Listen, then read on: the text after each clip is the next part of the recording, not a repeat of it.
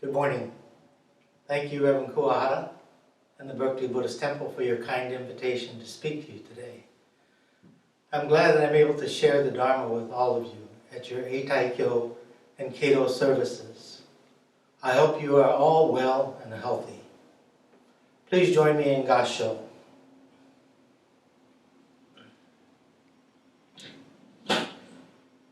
Mida Chigan no Kokai ni Bombu Zen Aku no Shinsui mo Kinyu shi nureba Sunawachi ni Daihishin to zo tenzaru naru. When into the ocean of Amida's wisdom vow, the waters of the good and evil, hearts of foolish beings have entered, then immediately they change into the heart of great compassion. Namo Amida Buddha, Namo Amida Buddha, Namo Amida Buddha, Namo Amida Buddha. This morning I'm speaking to you from the Watsonville Buddhist Temple, and because of the COVID-19 pandemic, I cannot be with you in person. And for me today, I want to share with you that there's a slight possibility, and I say slight, that I have been exposed to the COVID virus. This happened last Sunday. So when I heard, I had to go back and I had to check to see all the people who I had come into contact with over the past few days since my possible exposure. Even with the cautions we take, it's really amazing to see how many people we come into contact with. So I contacted everyone, and I will have to follow up with them once I know the results of tests that are being taken. I've also had to sort of self-quarantine and cancel appointments and adjust things as I do on a daily basis. Today I'm feeling fine. I'm glad that I'm still able to share with you the Dharma through this video. The past few days, it's made me so grateful for so many things. First of all, to my wife for her support and concern.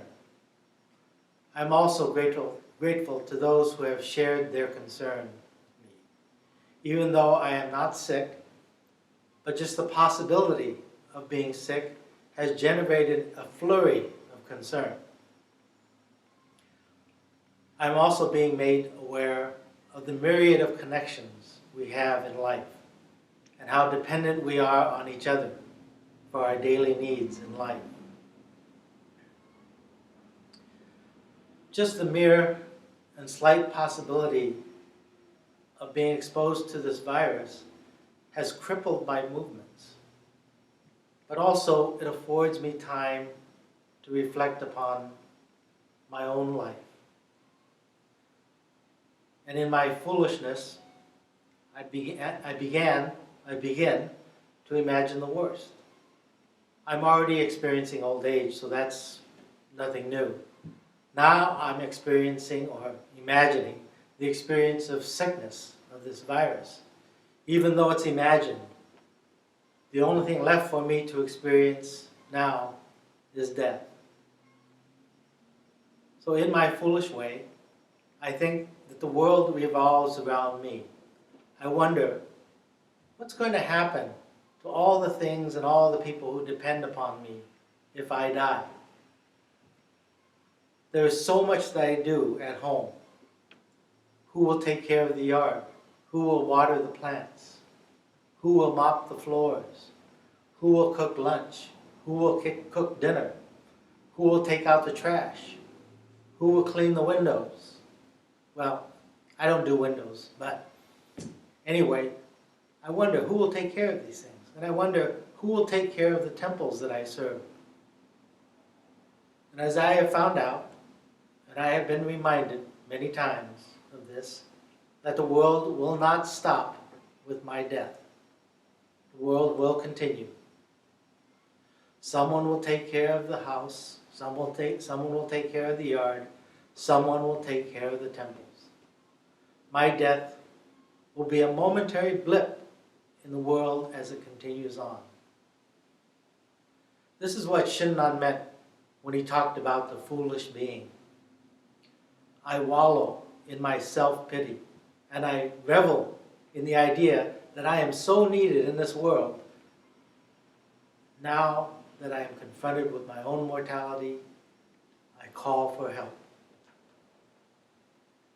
You know, many years ago, there was a commercial on TV that was for the Lifeline, a way of calling for help. And in the commercial, the woman says, "Help! I've fallen and I can't get up." Now this commercial soon became very well known. It became the subject of jokes. It was in skits. It was in sitcoms, and became a well-known phrase in American culture, and even became international. So here is a short video I'd like to share with you.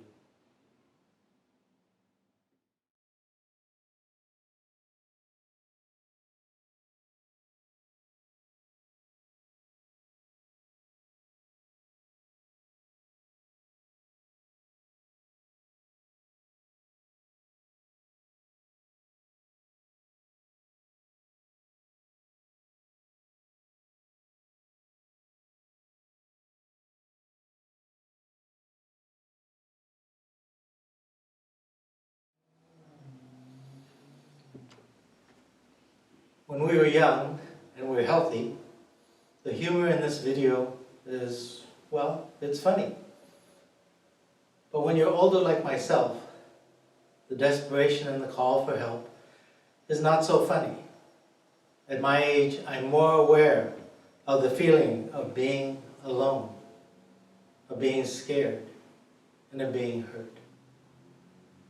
I believe the Lifeline was created by someone who had a parent or themselves were in a position where they, or perhaps their parent, were in a helpless situation and they looked for a solution to that problem.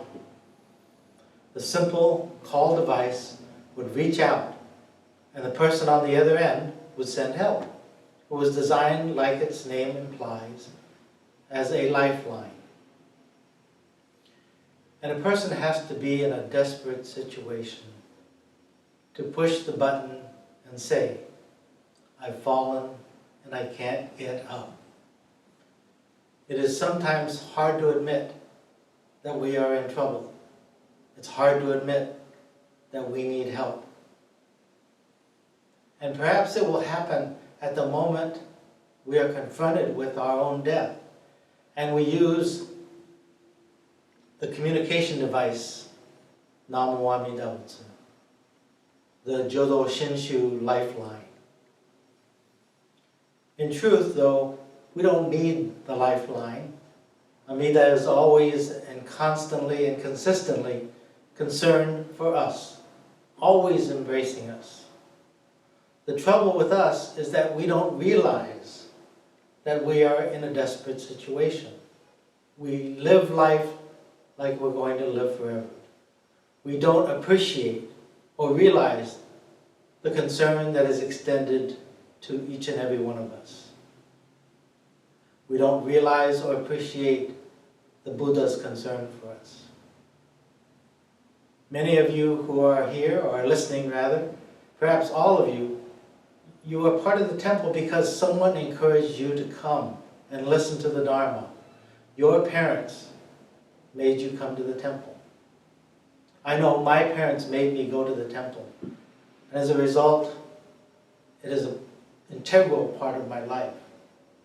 And I believe that they made us come to the temple because they had a concern for our well-being.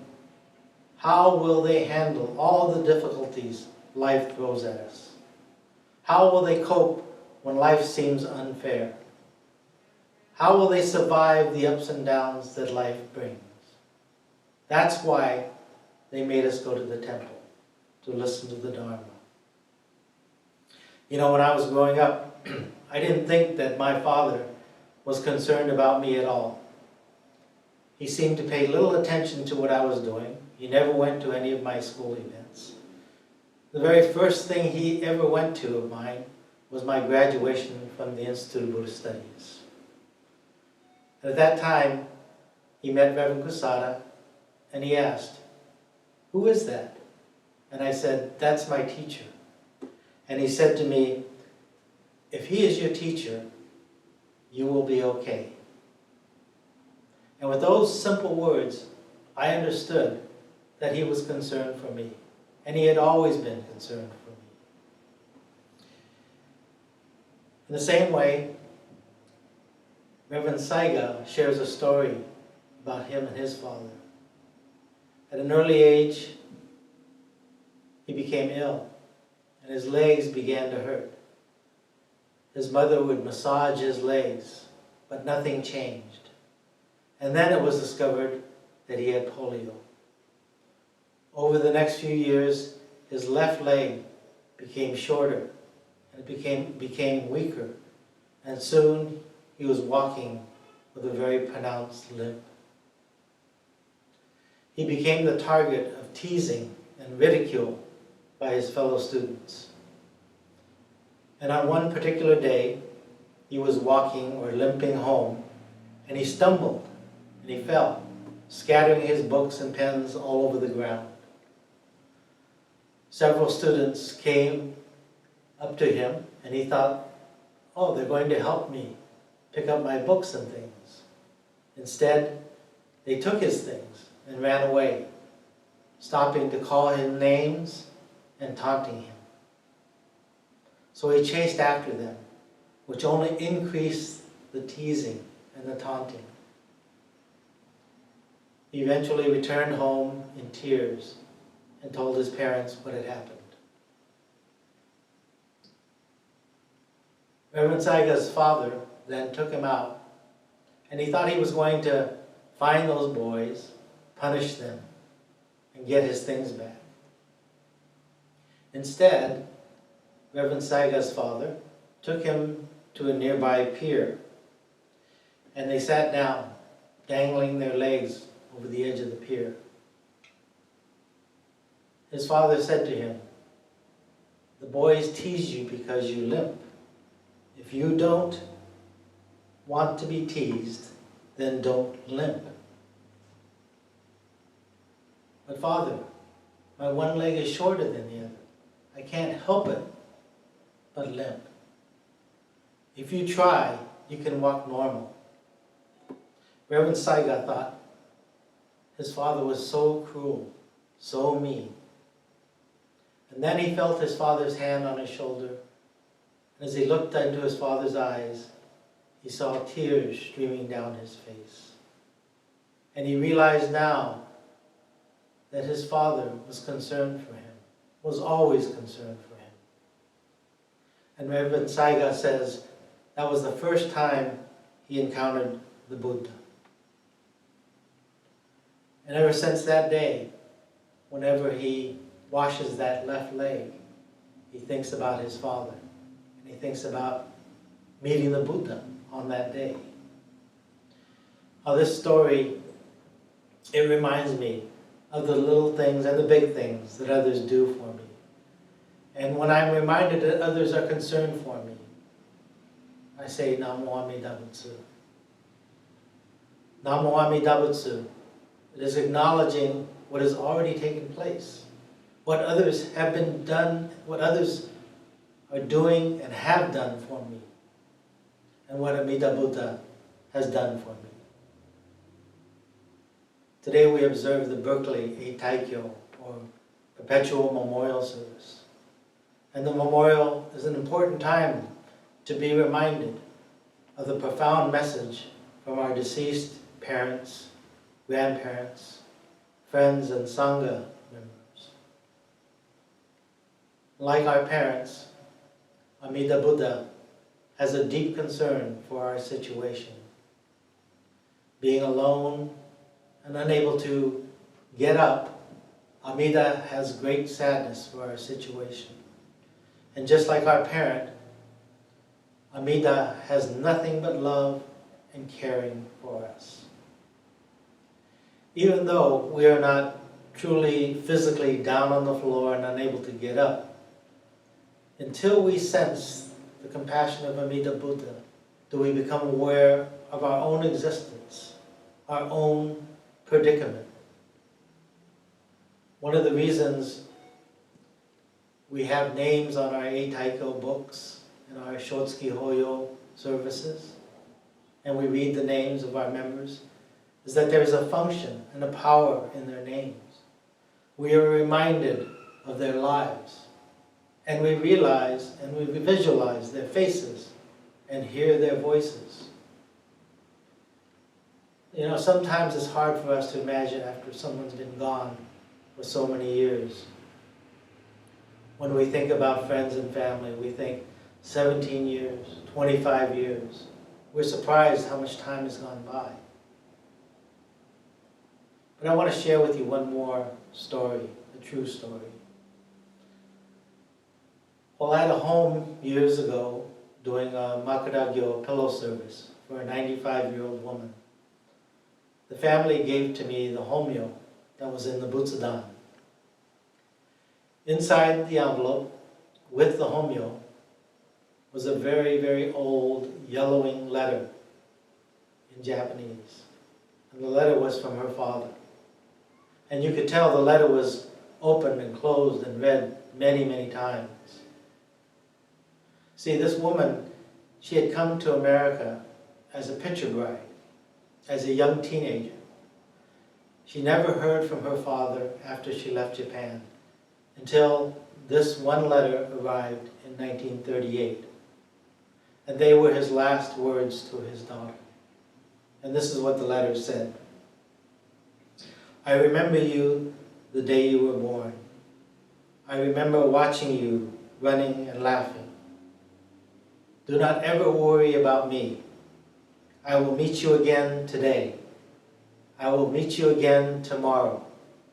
I will meet you 100 years from now. Namo Amida Buddha. And it was signed by her father, Hisaburo. Now this was a woman who was always muttering the Nembutsu. And I realized when she did it, in that moment, she became that young teenager. She became the young daughter that her father remembered.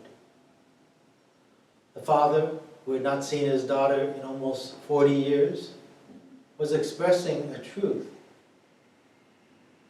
The daughter, in reading that letter, also experienced the truth. It is a timeless truth, one that no one or one thing can change or take away. It is a truth that caused both to celebrate in gratitude. Now we can understand how this father and this daughter both felt. The truth that they experienced was Namo Amida Buddha, to be constantly, consistently embraced beyond all barriers of time and space. This reminds us all of what we truly have received and what we continue to receive.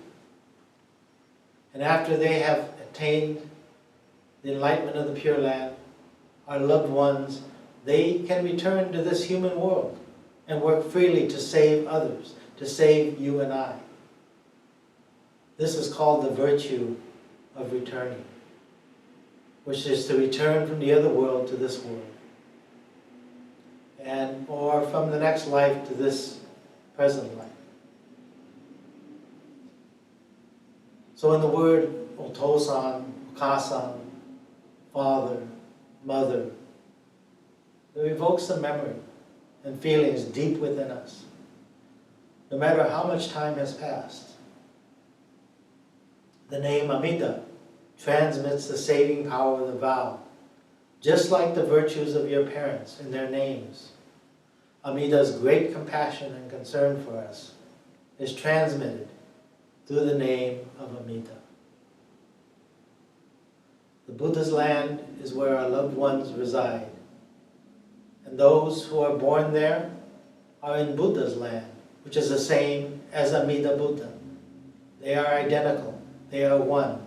So when we say Namo Amida Buddha, it is a lifeline to our family. Despite my foolish self from this moment to eternity, the true mind and heart, the love and concern of Amida shall continue to influence and take effect upon my life, upon your lives. And to experience this embrace is Namo Amida Buddha. Thank you all again for inviting me today, and thank you for listening. Please be well, stay safe, and healthy. If you please join me in Gasho.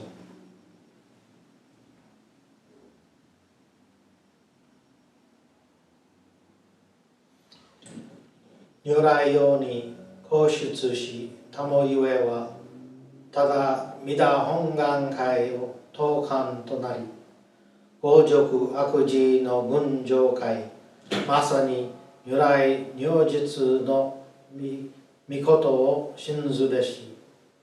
The reason for the Tathagata's appearance in the world is solely to preach the ocean-like original vow of Amida, the ocean of multitudinous beings in the evil age with 5 defilements should believe in the Tathagata's true words. Namo Amida Buddha. Namo Amida Buddha. Namo Amida Buddha.